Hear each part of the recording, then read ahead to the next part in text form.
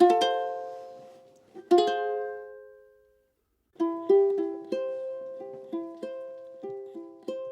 lying on. Hi, my name is Rebecca Martin, and I'm the organizer of the Chicago Film Lover Exchange. Today we're going to be talking about Spike Jonze film, Her, which came out in 2013, which is starring Scarlett Johansson, Joaquin Phoenix, Rooney Mara, and Amy Adams. So this discussion is filmed in 3 parts, and we've come to our last part, part 3, and we're going to be talking about the meaning of what the past is in the film. There's a quote from Scarlett Johansson's character, Samantha. The past is the story we tell ourselves. So we're going to be kind of using that as our focus as we talk about scenes in different parts of the film. So I'll let Jeff get us started. Okay, I think the film has quite a lot to say about time. Specifically in the quote you referenced, which we can get into in a later bit, but also there's all of these aspects of kind of communicating a sort of nostalgia. There's Theo's job, which is beautiful handwritten letters, but everything's sort of a simulation. These letters aren't handwritten, they're printed to appear to be handwritten. And then there are all sorts of other aspects that aren't necessarily underlined, but are part of the universe of the film. Okay. Like Amy Adams' computer game that she's working on, which has sort of like 50s animation, and your goal is you're a mom, you know, so that there's this sort of like domestic past that's going on. And then even other things like Samantha's screen when she's calling Theo. It doesn't print out in digital letters, Samantha, it's a simulation of handwriting. Right. So there are all these like simulations of things from the past. And the film itself, it's never specified, but it obviously takes place in some near future. It's a world that's recognizable, but there are aspects like the video game with technology that obviously doesn't exist yet today. Okay. And, Samantha, the OS operating system, obviously is the most obvious example of that. But it's really interesting how the film and the universe of the film kind of plays with this idea of how we think of the past and how we incorporate aspects of the past into the present. And I loved those details and aspects of the film. I thought it was really quite clever how it works in retro technology with future technology. And yes. And a future city, like remember it's filmed in Shanghai, but they refer to it as LA. So it kind of, it creates this world where you can see the connection to the past through the technology, like the giant old school mobile phone in Amy's office. Oh, yeah. Yeah. So you can see it's still there, so it gives the sense in this movie, which only takes place over a few months, that there's that you see the past through the technology that still exists kind of in this retro, not really useful form, but it's still familiar to people. Yeah, and in another office there's an old school telephone booth that strangely enough is filled with teddy bears, which is both an interesting like artistic installment and maybe a comment on our need for being soothed, for being comforted, and there are all these subtle cues that the film provides that are fascinating to pick up on. Right. I love Theo's job of writing these letters, and I think in an earlier part of the discussion there was a kind of conversation about whether or not it's real or not, emotions are real, and I think that's kind of a fascinating concept because they're definitely real. It almost doesn't matter that it's Theo that's writing them, and it's his expression, but it's someone else's experience, and that's sort of a parallel of how Samantha operates. Right. She takes his experiences and she reconfigures them for him. Well, the emotions are real, but what we see over and over again is the technology replaces the mode in which emotions are expressed to people. And so, in fact, when people do try to have two real people, instead of one person and machine, such as in the date sequence, or also in a lot of Theo's interactions with Amy, it's always a little bit awkward because they're so used to like digital communication, similar to the handwritten letters, which aren't really handwritten, that nobody in the movie really quite remembers how to do it. And I think that's very sharp because it's actually very close to how it often feels today. So even though the technology is a little bit updated, you can definitely see, you know, right now, this moment in 2015. Right? Yeah, Yeah. yeah, Yeah, and, sorry. oh no, Yeah, please. my take on it is, yeah, what you guys said about it being really futuristic and the technology, but I also look at the fact that Theo himself, he was rooted in the past. Like, part of his storyline was, you know, I feel inferior, and also he talked about, you know, feeling inferior, and that his emotions, you know, can't expand beyond what he was feeling, you know, at the time. Right. Yeah. Lesser versions of Right. realness or Yeah, whatever. like yeah. he can't grow. Yeah, And yeah. and then with the flashbacks of Amy, of Catherine, Catherine. yeah. So he was so the movie was very futuristic. The furnishings, the technology, as you said, but he was very much rooted in his past, and Yep. it was good to see him, you know, as the story progressed along, you know, that he evolved and. Well, depending on how he's feeling at any given point in the movie, we see how he interprets his own past, and I think that's what Samantha is referring to when, you know, the past is the story you tell ourselves. In those first flashbacks, he's remembering his happy times with his ex-wife. Right. Right, and then Right. as the movie moves on, then he kind of remembers the things that didn't go so well. And what actually struck me so much is when we finally meet Catherine, you know, we see that even though they want to still be friends with each other, that you just kind of see the kind of creeping destructions come onto their relationship, and that's not what he remembers about her. But then when they try to interact, they can't not fight. Right.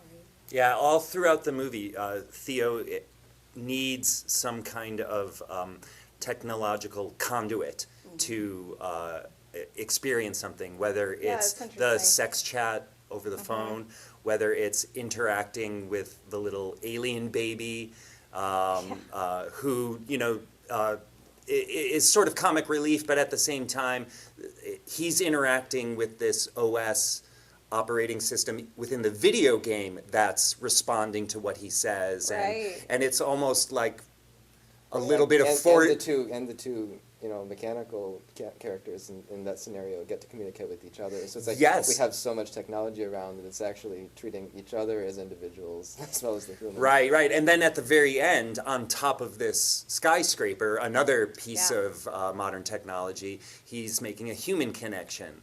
And I think it's integral to the ending of the film that one of the very last shots is of Amy Adams' character putting her head on his shoulder. He's finally getting that physical Yeah. connection that he couldn't get he could never get with Samantha, even with the surrogate. So. Right. Well, it was almost like he was, my take on it is that like fantasy, you know, even with the technology, like the sex chat fantasy, the model, the picture on the screen fantasy, you know, beginning with the OS, at first it developed into a real relationship, but it's kind of got that fantasy, you know, part to it too. And so he, and it was good to see him towards the end where he, like you said, started developing like, you know, wanting Right. a real relationship.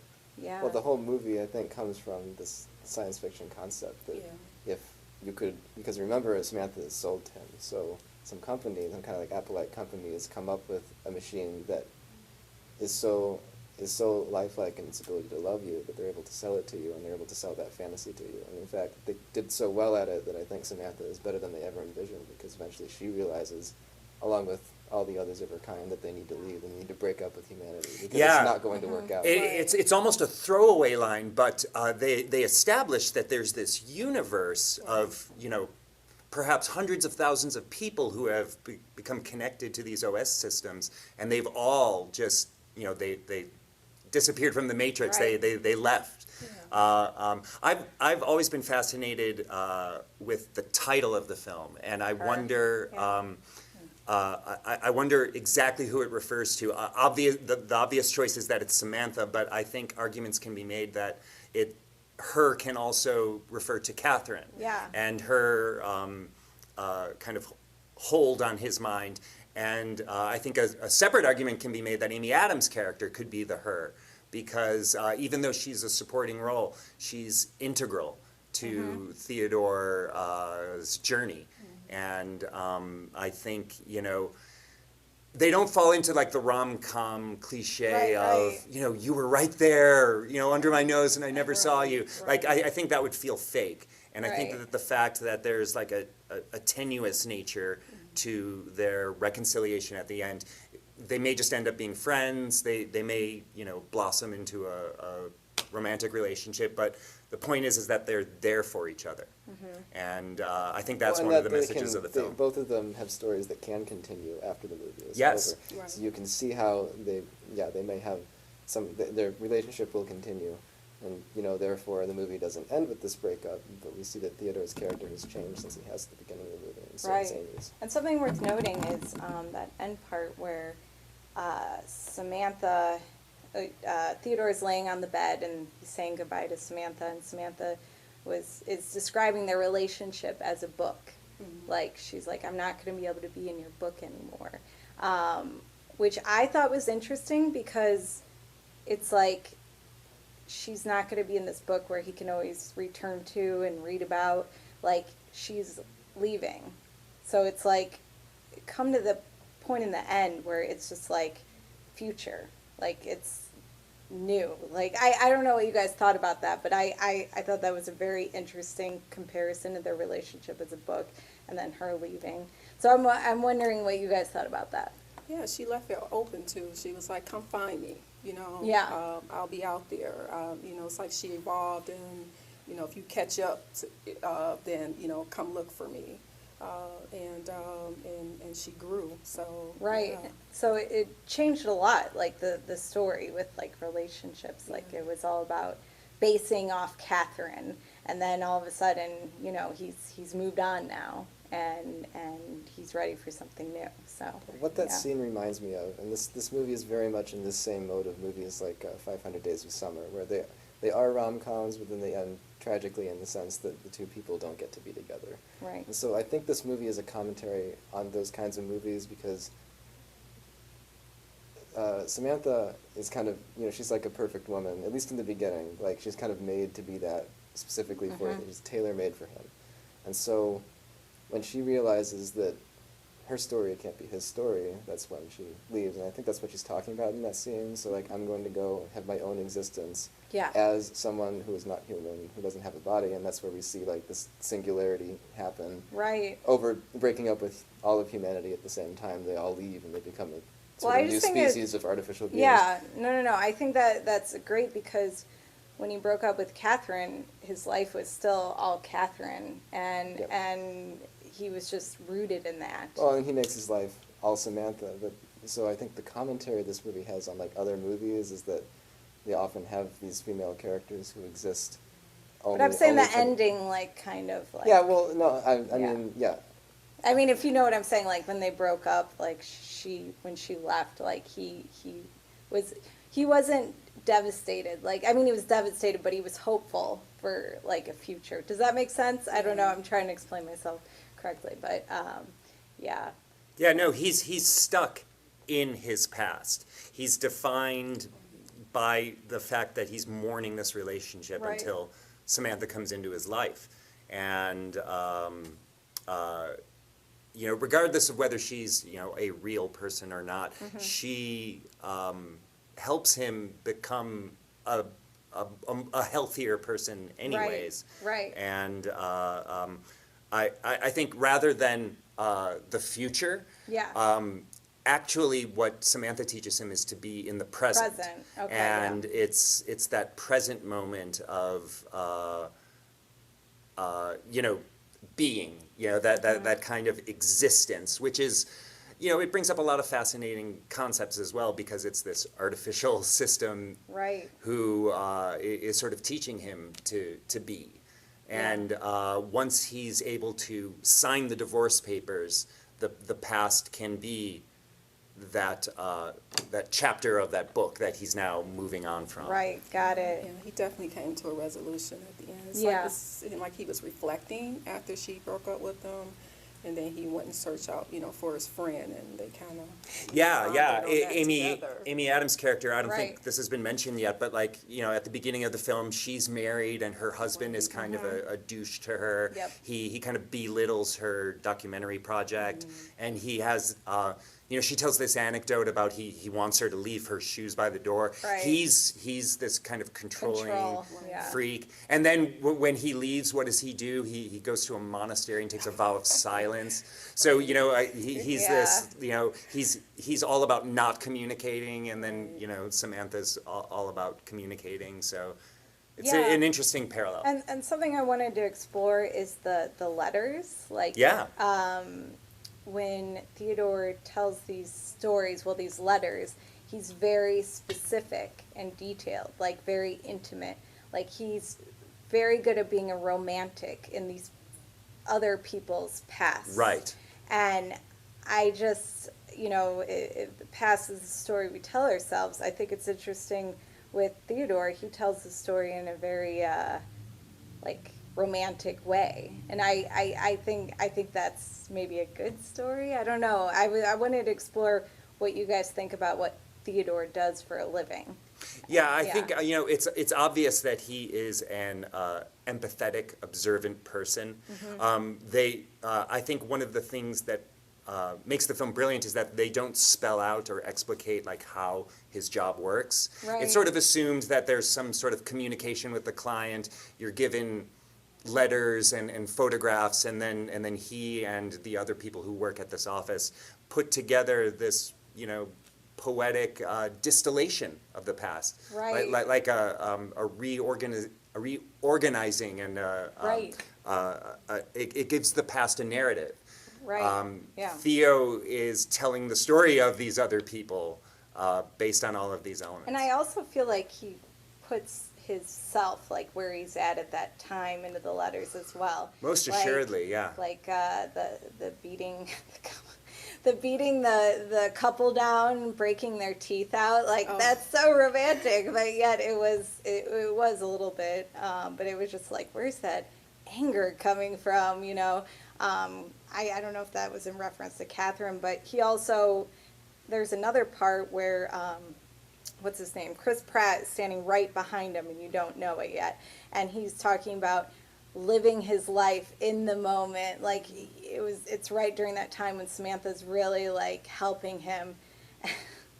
And then Chris Pratt's just like right there. Like, he's just like, you're amazing. I want you to write my letters. Yeah, everybody was like amazed at his letters. He got Right. published, and then Chris Pratt, they were like, "Wow, you're just great writer," and he was like, "Oh, it's just a letter. Yeah, it's just which letters." He just is- blew it off like it was Yeah, no yeah. big Specifically, deal. it's just other people's letters. Yeah. Which is interesting because obviously it is, but at the same time, it's all his creativity. Right.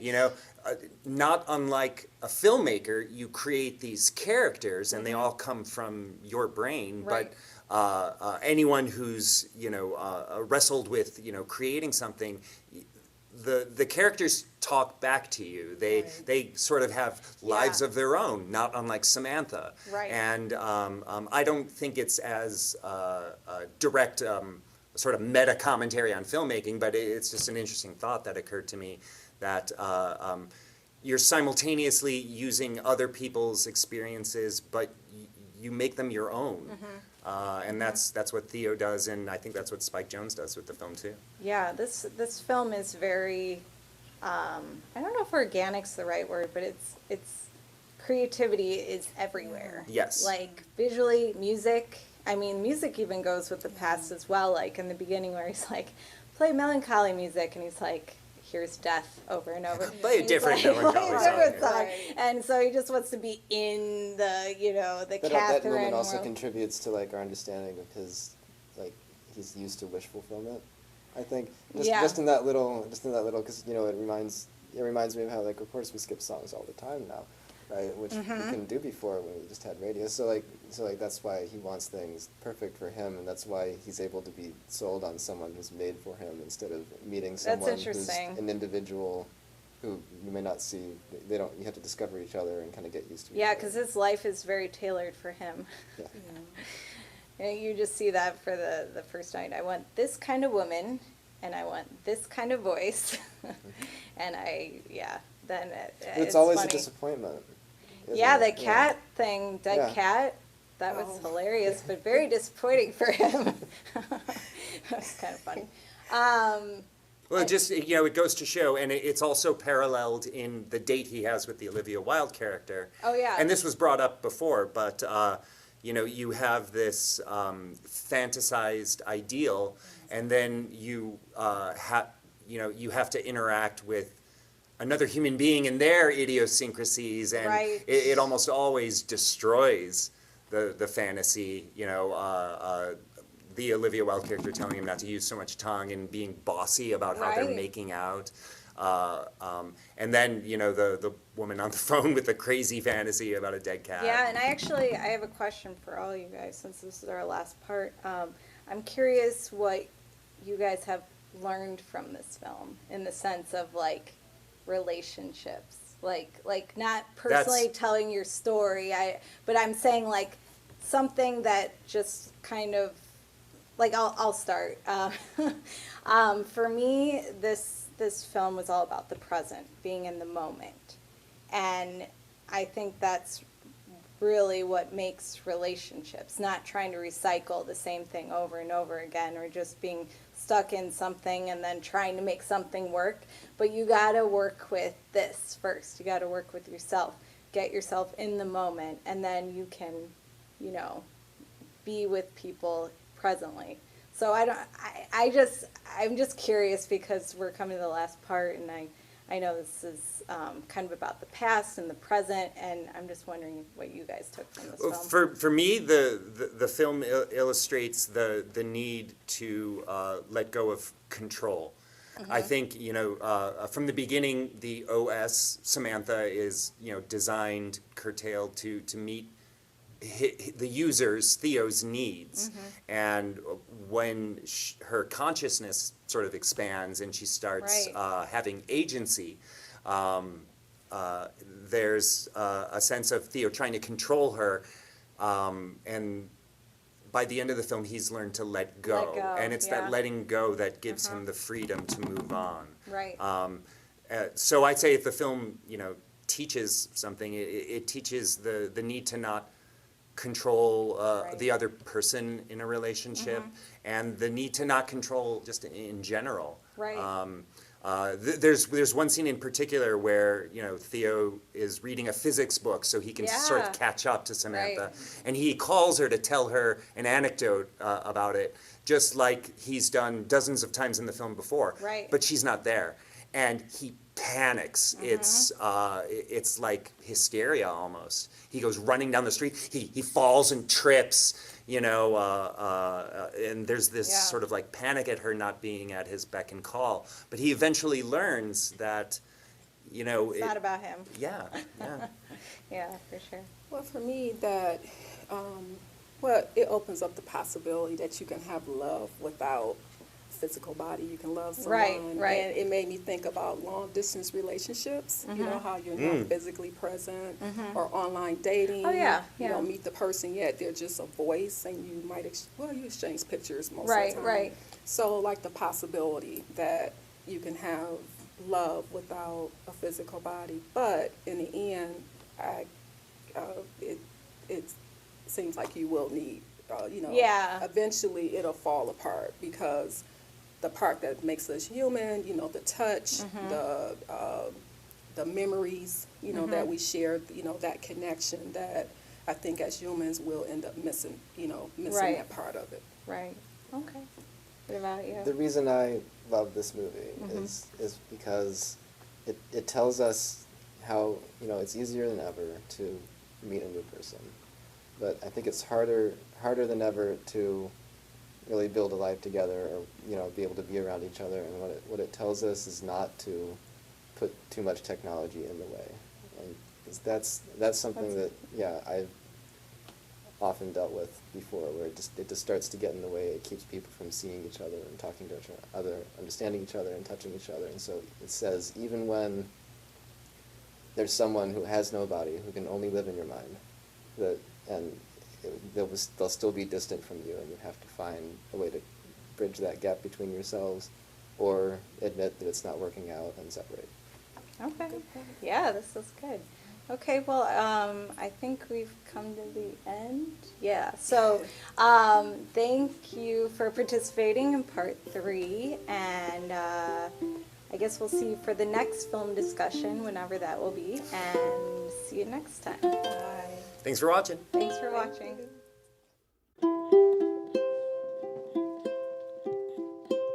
I'm lying on the moon, my dear.